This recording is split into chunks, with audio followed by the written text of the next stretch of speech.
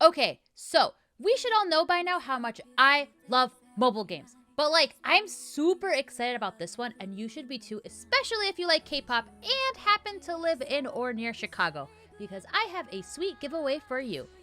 Today's video is sponsored by Kingsraid. Kingsraid is a free-to-play RPG mobile game developed by Vespa. Please, let's appreciate this beautiful art. I could never! You can recruit epic characters to create your own raid gang. Play with your friends and millions of raiders worldwide to start your destiny. It's also their 1,000 days anniversary, so you can get 7 days of login rewards, participate in the festival dungeon, and get event points to purchase different items in the festival shop. And if that's not incentive enough, they're also hosting a giveaway for some VIP tickets to Dreamcatcher's US tour. One winner will win 3 VIP tickets to their Chicago stop on December 8th. If you don't know who Dreamcatcher is, please check them out. They're amazing. They actually have a bomb OST on the game, which there's a link to their collab mini album down in the description. To win the giveaway for the VIP concert tickets, download Kingsraid and you must complete all the way up to Chapter 5 in order to enter.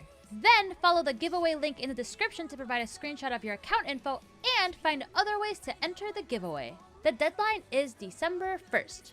Thanks again for Kingsraid for sponsoring this video. People say you'd never forget your first crush. Except me. Not completely though, but I definitely forgot his name, how he looks. Chilly, was he even... Yes, he was real! Okay, so I'm Arab, and before all the comments, no, I am not a doctor or an engineer. We do not own any oil. I do not travel by camel. I can kinda belly dance. At least that's what I keep telling myself. Oh, and أنا بقدر أحكي عربي بس شوي مكسر. Anyways, ya girl was born and raised in Wisconsin. Woo! Cheese! My parents, however, are from the small country called Jordan where we would visit every year. Or at least we used to as kids. Those were the best summers. We'd always stay at my grandma's house and her neighborhood was always full of kids in the summer. We'd be out as soon as the sun set because Jordan is a desert, so it's really hard to play outside before then. And then we'd be playing until the very late hours of the night. I'd always sleep in as much as I could so the time could go faster and the sun would be just about to set. It was just a fun time. One day, a new kid joined in on the playful festivities, and I remember this boy, we're gonna call him Sultan, had caught my attention. My crushes at that point had only existed behind a screen, but he was the cutest boy my 8-year-old self had ever laid eyes on. I may not remember what he looks like now, but I remember he made my heart go doki doki. But I was 8. I didn't know how to act on crushes. Sure, I would get all flustered when he chased me in tag or even said hi to me. I may have stolen a few stares and maybe always targeted him in tag. But it was all an innocent crush. At the end of the night, sometimes we'd go to the supermarket to get ice cream. The adults didn't really care as long as we were going as a group. They would usually get together on someone's front porch and drink coffee or tea, so we had supervision most of the time. But for the most part, the neighborhood was really safe. For the most part. There was a couple in the neighborhood who no one interacted with. I don't know the full extent of that story, but they did have these 2 dogs that lived outside their house but within their fences. And especially at night, they would bark non-stop. Now, I have no idea what these dogs have been through, but really they weren't doing anything harmful besides the non-stop barking. Until one night.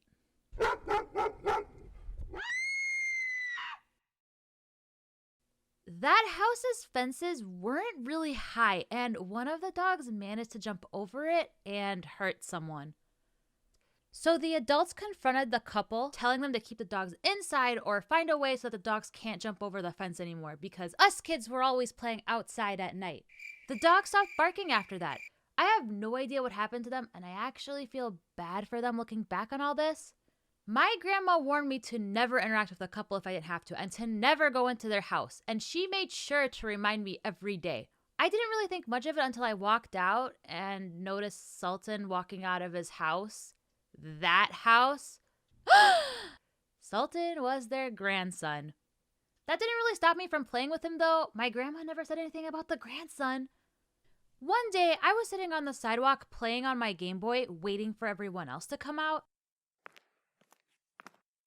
Hey, what are you playing? Pokemon Blue, have you played it? No, I don't have a Game Boy, but I watched the show. Who's your favorite Pokemon? Vulpix? I like Charizard. He's cool too. They're both fire types. This became the norm between us. We would both come out a bit earlier than everyone else and just hang out and chat. Until one day, Sultan stopped coming outside to play. My immediate 8-year-old brain thought the dogs or the grandparents were involved. I didn't know his house phone number, and I assumed my grandma didn't have a reason to have it in her phone book.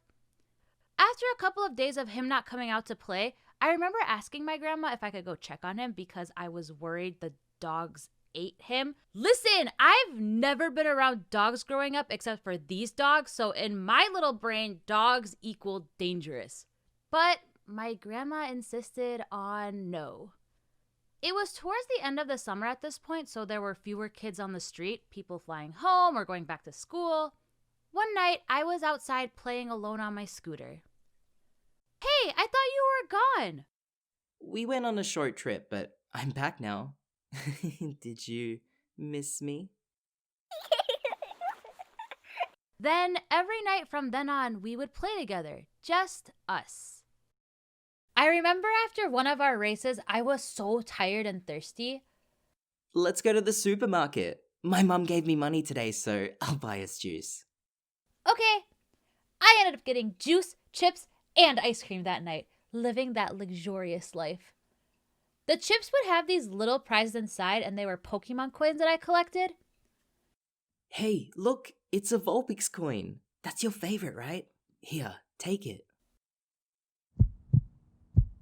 Yeah, that's way too cheesy to be true. I don't even remember what Pokemon it was, but he still gave me the coin knowing I loved Pokemon.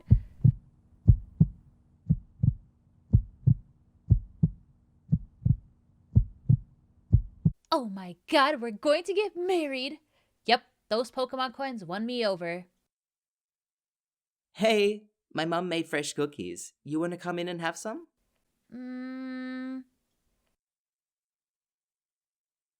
Oh, right. Okay, wait here. I don't want you missing out on these cookies. And things continued like that. Even though there was only 2 of us and the games we could play were limited, those were the nights I was looking forward to the most. It was young, innocent love. Until one night.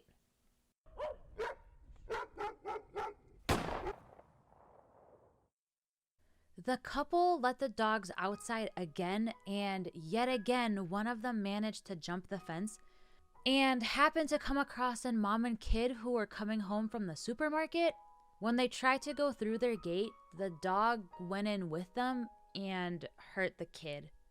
The dad came out from all the noise with a gun, and yeah.